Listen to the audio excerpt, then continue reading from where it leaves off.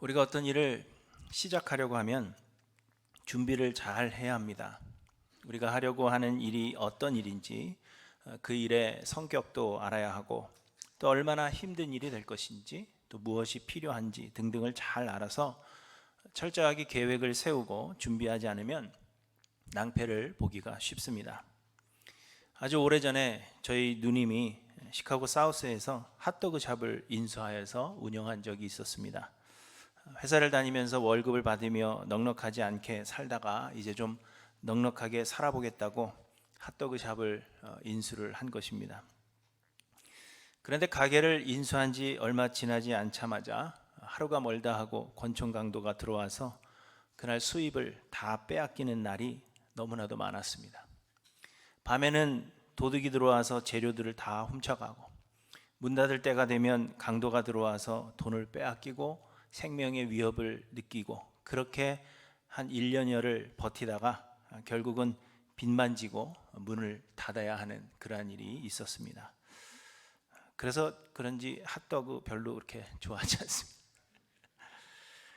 지금 와서 생각해 보면 전혀 준비가 안 되어 있었던 것 같습니다. 시카고 사우스라는 곳의 특성에 대해서도 잘 몰랐고, 가게의 목이라든가 이 장사에 있어서 중요한 요소들이 무엇인가 하는 것에 대해서 전혀 몰랐던 것 같습니다. 주 고객층에 대한 조사도 없었고, 또 어떻게 이 가게를 운영해 갈 것인지에 대한 계획도 전혀 없었습니다. 그저 개인 비즈니스를 하면 좀 먹고 살기 좋다 하는 그런 말을 듣고, 이 개인 비즈니스에 대한 막연한 기대감으로 시작한 것이 가장 큰 문제가 아니었는가, 그렇게 생각이 됩니다. 이처럼 모든 일을 시작할 때는 준비가 잘 되어 있어야 합니다. 오늘 오후에 신준식 강사님의 목사 안수식이 있습니다. 그런데 어떤 사람들은 이 목사의 삶에 대하여 잘못된 로망이 있습니다. 목사는 성도들의 사랑과 존경을 항상 받는다, 그렇게 생각하고 하늘나라에서도 더 큰 영광과 큰 상급을 받을 것이라, 그렇게 생각하는 사람들이 있습니다. 그래서 목사가 되겠다 결심하지만 사실 목사가 되는 것이 어떤 것인지에 대해서 잘 알지 못하는 사람들이 많이 있다는 것입니다. 그래서 전혀 준비가 되어 있지 않은 그런 경우들이 많고, 결국은 현실의 문제에 직면하게 될 때에 좌절하게 되는 것입니다. 그래서 목사로 안수를 받은 사람들 중에서 목사로 정년 은퇴하는 경우가 총 목사의 수의 10% 정도밖에는 되지 않는다고 합니다. 제가 신학교를 다닐 때에는 전체 신학생의 10%가 한인 학생이었습니다. 당시 제가 다니던 신학교의 재학생 수가 약 1700명, 1800명 정도 되었는데, 그 중에 한인 학생이 200여 명이 넘었으니까 사실 10%가 훨씬 더 넘는 수가 한인 학생이었습니다. 그런데 한 해는 한인 2세들 중에서 학교를 그만두는 학생들이 굉장히 많이 늘어났습니다. 그래서 학교 측에서 그 이유를 조사했던 그러한 일이 있었습니다. 그런데 그 이유는 사실 간단한 것이었습니다. 학생들이 대학을 다니면서 캠퍼스 교회에 출석하고, 교회에서 친구들과 만나 교제하고 예배하고 기타 치며 찬양하고 할 때는 너무나도 좋았죠. 여름방학과 겨울방학 때 수련회를 가면 그 분위기 때문에 내가 목회자가 되겠다, 그렇게 헌신하고, 교회와 친구들의 격려를 받으면서 나는 정말 목회가 체질이다, 나는 목회를 잘할 수 있을 것이다 생각을 하고 신학교에 오는 것입니다. 그러나 실제로 목회의 길에 들어서면서 이 일이 얼마나 힘든 일인가 하는 것을 몸소 체험하게 되는 것입니다. 헬라어, 히브리어를 배우는 것도 힘들고, 또 배워야 하는 교리들이 그저 수련회에서 밤새도록 친구들과 토론하던 그러한 것과는 차원이 다르다 하는 것을 비로소 깨닫게 된 것입니다. 친구들이 해주던 격려 같은 것들이 이제는 없고, 본인이 맡은 부서의 학생들은 말을 잘 듣지 않습니다. 그제서야 비로소 내가 할 수 있는 일이 아니라 하는 것을 깨닫게 되어서 학교를 그만두는 학생들이 생겨나게 되었던 것입니다. 여러분, 이처럼 어떤 일을 시작한다 하면 우리는 그 일에 대한 준비를 철저하게 해야 하는 것입니다. 그런데 여러분, 예수를 믿고 예수님의 제자가 되는 것 역시 마찬가지입니다. 물론 우리가 예수를 믿는 것은 우리의 선택이 아닌 하나님의 선택이요 은혜이지만, 그럼에도 불구하고 예수를 믿게 되었을 때 이 믿음의 길을 간다는 것이 과연 어떤 의미인가 하는 것을 우리가 알고 우리의 마음에 준비를 해야 한다는 것입니다. 그래서 예수님은 무릇 내게 오는 자가 자기 부모와 처자와 형제와 자매와 더욱이 자기 목숨까지 미워하지 아니하면 능히 내 제자가 되지 못하고, 누구든지 자기 십자가를 지고 나를 따르지 않는 자도 능히 내 제자가 되지 못하리라, 이렇게 말씀하셨습니다. 그러면서 너희 중에 누가 망대를 세우고자 할진대 자기의 가진 것이 준공하기까지 족할는지 먼저 앉아 그 비용을 계산하지 아니하겠느냐, 이렇게 말씀하십니다. 또 어떤 임금이 다른 임금과 싸우러 갈 때 먼저 앉아 1만 명으로 저 2만 명을 거느리고 오는 자를 대적할 수 있을까 헤아리지 아니하겠느냐, 이렇게도 말씀하십니다. 그것처럼 예수를 믿고 예수님의 제자가 되는 일에도 준비가 필요하다 하는 것을 말씀하고 있는 것입니다. 여러분은 어떤 준비를 하셨습니까? 예수 믿는데 준비하셨어요? 많은 사람들이 예수를 믿는 것에 대한 잘못된 기대를 합니다. 곧 많은 사람들이 예수를 믿으면 복 받는다, 그렇게 생각하는 것입니다. 그리고 이 복은 세상을 사는 동안에 형통한 것이요, 하늘나라에 이르렀을 때 남들보다 더 큰 상급을 받는 것을 의미하는 것입니다. 그러나 기대와는 달리 삶이 형통하지 못하면 기도가 부족했는가, 혹 신앙생활을 내가 게을리한 탓인가, 그렇게 생각하여서 종교생활에 더 열심을 냅니다. 그럼에도 불구하고 그 삶이 형통하지 않으면 하나님의 존재에 대해서 의심하게 되고 결국에는 믿음에서 떠나는 그러한 경우도 생겨나게 된다는 것입니다. 그러나 여러분, 이는 잘못된 기대입니다. 성경은 우리가 예수를 믿음으로 세상에서 형통하게 된다 말씀하지 않으십니다. 오히려 성경은 우리가 예수를 믿음으로 인하여 세상에서는 환난을 당하게 될 것이라, 그렇게 말씀하십니다. 왜냐하면 세상은 악하기 때문입니다. 하나님께서 이 세상을 악한 영의 세력에 두셨습니다. 왜냐하면 이 세상은 우리의 영원한 집이 아니며 하나님은 이 세상을 영원히 남겨두실 계획이 아니라 멸하실 계획이기 때문입니다. 그래서 하나님은 우리가 이 세상에 소망을 두고 살아가기를 원하지 않으십니다. 하나님은 우리가 이 세상에서 잘 먹고 잘 사는 것, 그것을 목적으로 삼아 사는 것을 원치 않으신다는 것입니다. 하나님은 우리를 위해 영원한 본향을 예비하셨고 우리가 그 나라를 소망하며 살기를 원하십니다. 그래서 하나님은 이 세상을 악한 영의 세력에 두셨으며 우리로 세상에서 고통당하는 것을 허락하사 하늘나라를 꿈꾸게 하십니다. 사람들은 선하신 하나님께서 왜 악을 이 세상에 남겨두시는가 이해할 수 없다 말하지만, 악을 남겨두시는 것은 하나님의 지혜요 은혜입니다. 그래야만 우리가 하나님의 나라를 꿈꾸기 때문입니다. 저희 아들은 캘리포니아로 대학을 갔는데 이번 땡스기빙에는 오지 않겠답니다. 여러 가지 변명이 있지만 제가 볼 때는 거기가 너무 좋대요. 겨울방학 때 올 건데 언제 갈 거냐 그랬더니 되도록 빠른 비행기를 해달랍니다. 거기가 좋지 않으면 거기 머물고 싶겠습니까? 빨리 집으로 가고 싶겠죠. 그것과 마찬가지로 하나님께서 이 세상에 악을 내버려 두시는 것은 우리로 하여금 하늘나라를 소망하게 하는 그러한 은혜라는 것입니다. 여러분, 이처럼 세상은 악한 것입니다. 그런데 우리가 예수를 믿게 되었다는 것은 우리가 어둠의 자식이었다가 이제 빛의 자녀가 되었다 하는 것이요, 우리가 이전에는 악하였으나 이제는 의인이 된 것입니다. 그런데 빛과 어둠이 공존할 수 없는 것처럼 육신의 생각은 하나님과 원수가 됩니다. 그래서 세상은 우리 믿는 자들을 핍박할 것입니다. 베드로 사도는 사랑하는 자들아, 너희를 연단하려고 오는 불시험을 이상한 일 당하는 것 같이 여기지 말고 오히려 너희가 그리스도의 고난에 참여하는 것으로 즐거워하라 이렇게 말씀하십니다. 그러면서 선을 행함으로 고난받는 것이 하나님의 뜻이라 그렇게 우리에게 말씀하십니다. 여러분, 이처럼 예수 믿는 삶은 결코 형통함이 아니요 이 세상에서는 고난이라는 것을 우리에게 말씀하고 있습니다.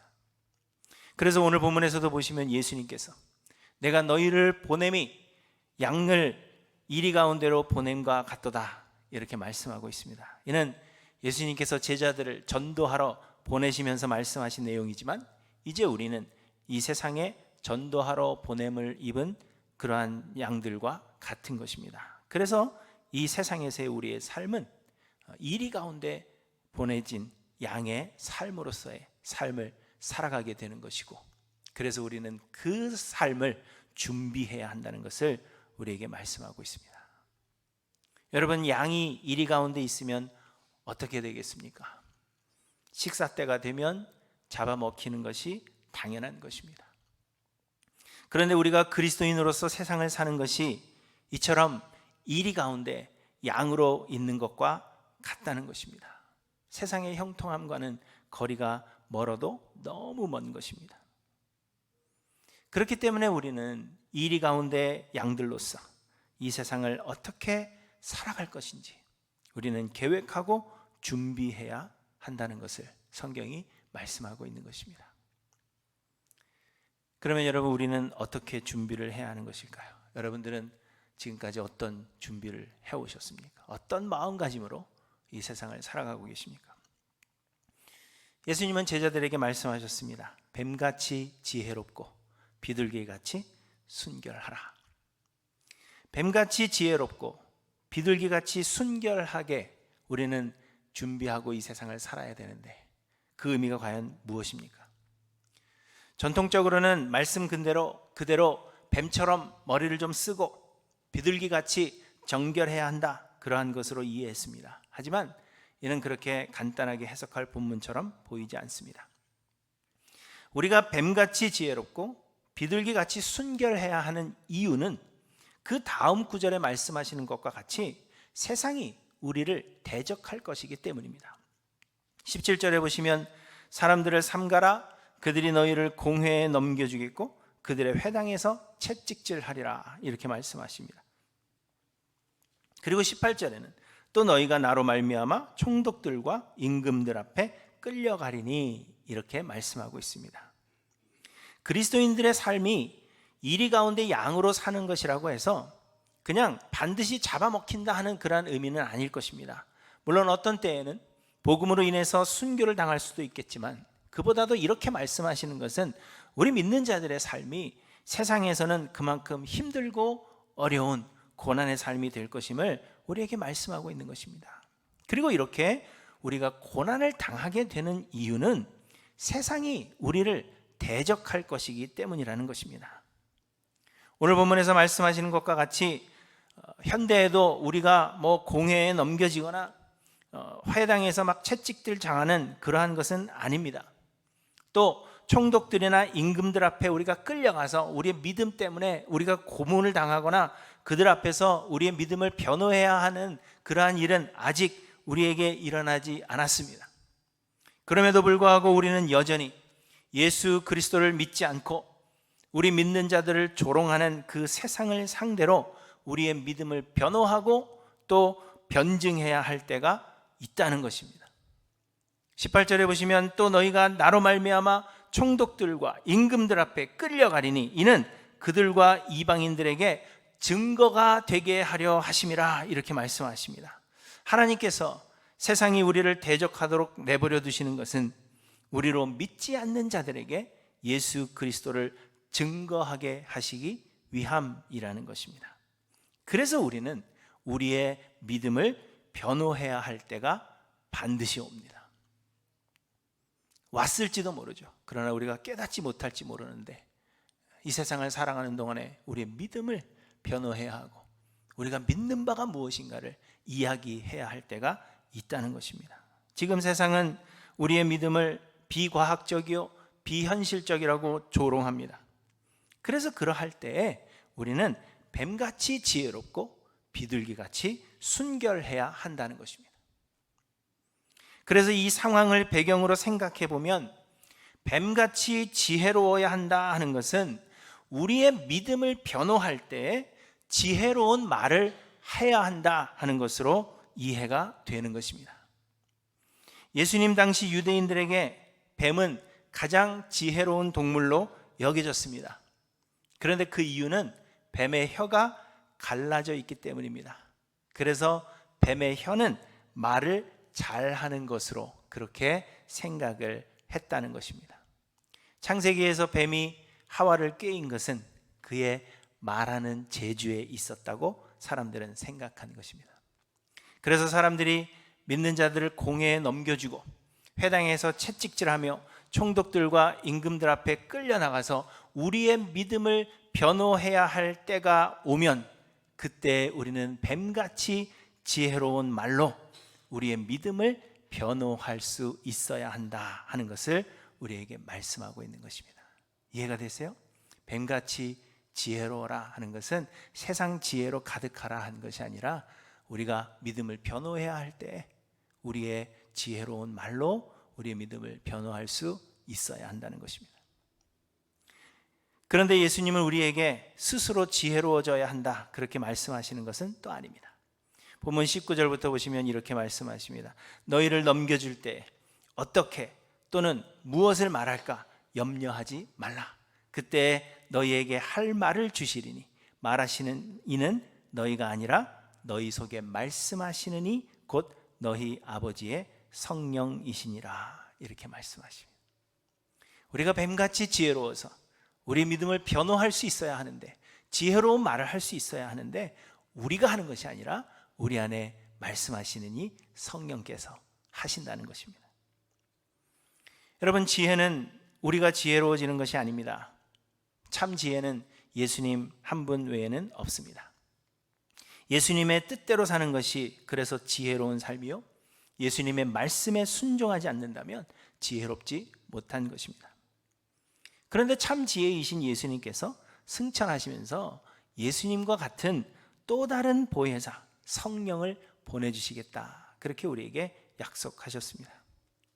그래서 예수를 그리스도로 믿는 모든 사람에게는 그리스도의 영이신 성령이 거하고 계십니다.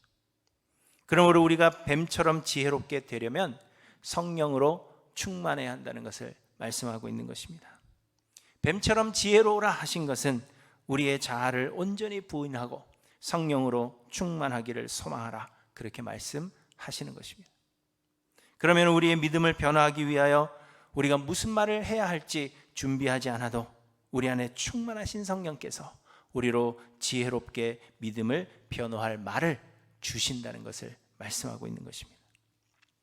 그런데 여러분, 또 성령으로 충만하기 위해서는 그저 가만히 있으라는 것이 아닙니다. 하나님께서 우리에게 할 말을 주신다고 해서 우리는 가만히 있는데 성령께서 마치 우리를 로봇처럼 그렇게 막 조정하거나 라디오처럼 목소리만 내게 하신다, 그런 의미는 아닙니다. 그보다도 성령으로 충만하다 하는 것은 우리의 삶을 하나님의 말씀, 성경으로 채우는 것을 의미합니다. 하나님께서 주신 말씀, 이 성경은 모두 참 지혜이신 예수 그리스도에 관한 말씀이라고 이야기하십니다. 요한복음에 보시면 너희가 성경에서 영생을 얻는 줄 생각하고 성경을 연구하거니와 이 성경이 곧 내게 대하여 증언하는 것이니라, 이렇게 말씀하셨습니다. 그러므로 우리가 성경을 묵상하며 우리를 주님의 말씀으로 채우면 우리가 참 지혜이신 예수 그리스도로 충만해지게 되는 것입니다. 그리고 성령은 예수 그리스도를 드러내시는 영으로서 말씀을 통하여 우리의 삶에서 역사하시는 것입니다. 이처럼 우리는 이리 가운데 살아가는 양 같은 존재로서 뱀처럼 지혜로워야 합니다. 우리가 뱀처럼 지혜로울 수 있는 것은 성령께 모든 것을 맡기는 것으로서 하나님의 말씀을 가까이 하여 지혜이신 예수 그리스도로 충만할 때 비로소 우리는 지혜로울 수 있는 것입니다. 그러므로 사랑하는 성도 여러분, 뱀처럼 지혜로우시기를 간절히 소망합니다. 참 지혜 되신 예수 그리스도로 여러분의 심령을 채우시고 성령께 모든 것을 내어 맡김으로 우리의 믿음을 변호해야 할 때 뱀처럼 지혜로운 말로 우리의 믿음을 변호할 수 있는 우리 할렐루야 모든 성도님들 되시기를 간절히 소망합니다. 또한 예수님은 비둘기같이 순결하라 말씀하십니다. 그런데 비둘기같이 순결하라 하는 말씀은 정결하라 혹은 죄가 없어야 한다 하는 의미로 해석할 수는 없습니다. 왜냐하면 비둘기가 당시에는 정결하고 깨끗함을 상징하지는 않았기 때문입니다. 비둘기가 평화의 상징, 순수함의 상징, 정결함의 상징 이렇게 된 것은 사실 현대에 들어서서 그러한 상징을 가지게 된 것입니다. 노아의 방주 사건 때 비가 그쳤는지를 확인하기 위해서 노아가 비둘기를 창밖으로 날려보냅니다. 그때 비둘기가 그 입에 감람나무 잎을 물어다가 가지고 오죠. 그 이유 때문에 훗날에 비둘기는 평화의 상징, 순수함의 상징이 되었고 올림픽에서 상징적인 그런 동물로 사용되게 된 것입니다. 그러나 예수님 당시에도 비둘기가 평화의 상징이거나 순수의 상징이거나 아니면 정결함의 상징이거나 그러한 상징이 아니었다는 것입니다. 그래서 비둘기같이 순결하라 하는 이 말씀을 현대 사람들은 비둘기처럼 우리는 깨끗해야 된다, 온순해야 된다 이렇게 생각하지만 그렇지 않다는 것입니다. 예수님께서 순결하라 하시면서 왜 비둘기를 말씀하셨는지는 당시 유대인들에게 비둘기가 어떤 의미였는지 우리가 불분명하여 잘 알 수 없습니다. 다만 순결하다 하는 것은 다른 불순물이 섞이지 않은 깨끗한 상태를 말하는 것으로 세상의 다른 욕심을 버리고 우리의 믿음을 변호하고 그리스도의 복음 전하는 일에 전념해야 할 것을 말씀하시는 것으로 그렇게 해석이 됩니다. 마치 비둘기가 모이를 쪼는 일에 집중하는 것처럼 그렇게 복음 전파의 사명에 집중하라 하는 것이 곧 비둘기같이 순결하라 하는 의미라는 것을 그렇게 해석이 되는 것입니다. 그래서 17절에 보시면 비둘기같이 순결하라 하시면서 사람들을 삼가라 이렇게 말씀하십니다. 전도하러 보내는데 사람을 삼가면 어떻게 복음을 전할 수가 있겠습니까? 그러므로 사람들을 삼가라 하신 말씀은 사람들을 피하라 하는 것이 아니라 사람들을 주의하라 하는 말씀으로 이해가 되는 것입니다. 영어 성경에서는 beware of men, 사람들을 주의하라, 혹은 be on your guard against men, 사람을 상대로 guard를 세워라, 주의하라, 그렇게 번역이 되고 있습니다. 사람들을 믿지 말고 혹은 사람들을 의지하지 말라는 것입니다. 사람들과의 인간적인 관계에 매이게 되면 복음 전파의 사명에 방해를 받을 수 있기 때문입니다. 그래서 순결하라 하는 것은 복음 전파의 사명에 집중하고 방해가 되는 모든 것들을 삼가해야 한다 하는 것을 말씀하고 있습니다.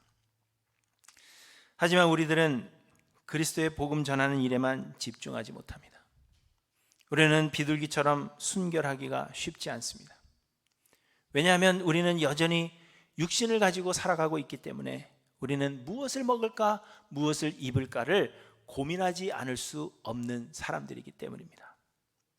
우리는 세상의 다른 사람들과 관계하며 그 가운데 살아가야 하는 존재들입니다. 그래서 우리는 세상의 많은 일들에 여전히 얽매여 있을 수밖에 없습니다. 그래서 결국은 비둘기처럼 순결하기 위해서도 우리는 성령의 도우심이 절실하게 필요하다는 것입니다. 성령이 우리를 사로잡아서 우리의 주인 되시는 예수 그리스도를 바라보게 하고 그래서 주께 모든 것을 맡기도록 하지 않으시면 우리는 결코 복음 전하는 우리의 사명에만 온전히 집중하지 못합니다. 그래서 이러한 것들을 생각할 때 결론적으로 뱀같이 지혜롭고 비둘기같이 순결하라 하는 이 말씀은 곧 성령의 충만함을 간구하여 성령을 온전히 의지할 것을 말씀하고 있는 것입니다.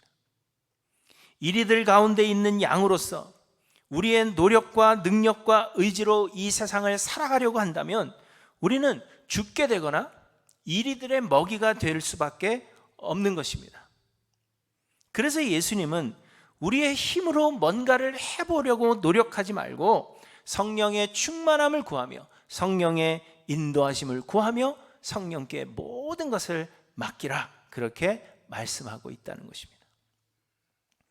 여러분, 예수님은 하늘로 올라가셨지만 우리를 결코 홀로 내버려 두지 아니하시리라, 그렇게 약속하셨습니다. 마태복음 28장 20절에서 예수님은 볼지어다 내가 세상 끝날까지 너희와 항상 함께 있으리라, 그렇게 말씀하셨습니다. 그런데 하늘로 올라가신 예수님께서 어떻게 세상 끝날까지 우리와 항상 함께 하시겠다는 것입니까? 그것은 성령을 우리에게 보내주심으로 말미암는 것입니다. 그래서 요한복음 14장 16절에서 예수님은 내가 아버지께 구하겠으니 그가 또 다른 보혜사를 너희에게 주사 영원토록 너희와 함께 있게 하리니, 이렇게 약속하신 것입니다. 여러분, 우리는 이리들 가운데 있는 양과 같은 그러한 존재들이지만 예수님은 우리를 이 세상 가운데, 이 험한 세상 가운데 홀로 두신 것이 아니라 성령을 통하여 우리를 보호하시겠다, 그렇게 약속하셨다는 것입니다. 그러므로 사랑하는 성도 여러분, 염려하실 것이 없습니다. 우리와 함께 하시는 성령 하나님을 의지하여 성령의 충만함을 간구하고 주님께 모든 것을 맡길 때 우리 안에 거하시는 성령께서 우리에게 뱀 같은 지혜를 주시고 비둘기 같은 순결함을 주심으로 이 세상을 살아갈 힘을 공급해 주신다는 것입니다. 그러므로 여러분, 성령의 충만함을 간구하시기 바랍니다. 내 뜻, 내 생각 다 버리고 주의 성령께서 나를 온전히 주장하여 인도하시기를 소망하며 주께 엎드리는 우리 모든 성도들 되시기를 간절히 소망합니다. 그리고 또 한 가지, 이리들 가운데 있는 양들에게 주시는 교훈은 분쟁을 피하라 하는 것입니다. 23절에 보시면 이 동네에서 너희를 박해하거든 저 동네로 피하라. 내가 진실로 너희에게 이르노니 이스라엘의 모든 동네를 다 다니지 못하여서 인자가 오리라, 이렇게 말씀하십니다. 복음을 전하는 중에 반대에 직면하거나 그 반대가 심해져서 박해를 받게 되면 맞서 싸울 것이 아니라 다른 곳으로 피하라 하는 것입니다.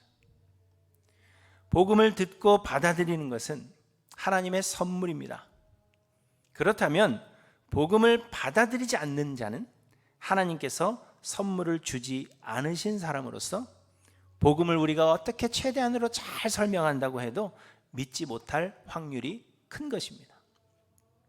그리고 그 중에서 우리를 심하게 반대하거나 또 박해하는 사람이 있다면 그는 복음을 받아들일 가능성이 정말 희미한 것입니다. 그렇다면 우리가 그와 맞서 싸울 것이 아니라는 것입니다. 여러분, 순한 양들이 사나운 이리들과 싸워 이길 수 있습니까? 물론 그 구석에 몰리게 되면 한 대는 칠 수 있겠죠. 머리로 한 번 들이받을 수는 있겠지만, 그러나 이리들 가운데 있는 양으로서 맞서 싸울 수는 없는 것입니다. 하나님의 특별한 은혜가 아니고서는, 사자들이 입을 막으셨던 그러한 특별한 은혜가 아니고서는 이길 수가 없는 것입니다. 그래서 예수님은 다른 동네로 피하라, 그렇게 말씀하고 있는 것입니다. 예수님은 또 이스라엘의 모든 동네를 다 다니지 못하여서 인자가 오리라, 이렇게 말씀하셨습니다. 그래서 어떤 사람들은 이 말씀 때문에 예수님께서 사도들의 시대에 이미 재림하셨다, 그렇게 주장하기도 했습니다. 그러나 이 말씀은 예수님께서 그만큼 속히 오시겠다 하는 그러한 사실을 은유적으로 표현한 것이요, 또한 하나님이 항상 우리에게 피할 길을 주신다 하는 표현입니다. 이 동네로 피하고 저 동네로 피하고 더 이상 피할 곳이 없는 것 같은데 그래도 또 피할 길을 우리에게 주신다는 것입니다. 그러므로 여러분, 분쟁을 피하시기 바랍니다. 우리는 우리와 같은 순한 사람들을 상대하는 것이 아니라 우리를 잡아먹으려고 하는 이리들을 상대하는 것임을 여러분 기억하셔서 분쟁을 피하며 살아가시기를 간절히 소망합니다. 이것이 이리들 가운데 살아가야 할 양들의 지혜라는 것을 우리에게 말씀해 주십니다. 여러분, 사람들은 예수를 믿음으로 평탄한 그러한 삶을 기대하지만 실상 그리스도인들의 이 땅에서의 삶은 이리 가운데로 보냄을 받은 양과 같은 것입니다. 내 삶은 그렇게 고난이 없는데요, 나는 평탄한데요, 그렇게 생각하신 분이 계신다면 아마도 양으로서의 전하는 사명을 잘 감당 안 하시기 때문일 수 있습니다. 그렇죠? 믿지 않는 자들과 만나서 전도해 보십시오. 욕이란 욕은 다 얻어먹을 거예요. 얼마나 힘들고 어려운지 모릅니다. 그러나 우리는 이처럼 그리스도인의 삶이라는 것, 이 세상에서 예수를 믿으며 살아간다는 것이 평탄한 삶을 기대할 수 있는 것이 아니라 복음을 전함으로 인하여 고난을 받고 환난을 당하고 핍박을 당하는 것이 우리의 삶이라는 것을 우리가 바르게 알아서 우리의 이 세상에서의 삶을 잘 준비하며 살아가야 할 것입니다. 그러나 여러분, 우리에게 희망이 되는 것은 하나님은 우리에게 성령을 보내주셔서 우리와 영원토록 함께 하시겠다 약속하시고 우리를 인도하신다는 사실입니다. 그러므로 우리가 준비해야 할 것은, 우리가 해야 할 준비는 다른 것이 아니라 우리의 자아를 버리고 성령의 충만함을 간구하는 것입니다. 그러할 때 우리로 뱀같이 지혜롭게 하셔서 우리의 믿음을 변호하게 하시고 비둘기같이 순결하게 하셔서 우리로 복음 전파에 집중하게 하실 것입니다. 사랑하는 성도 여러분, 뱀같이 지혜롭고 비둘기같이 순결한 하일랜드 교회 모든 성도님들 되시기를 주님의 이름으로 간절히 축원합니다. 기도하십니다.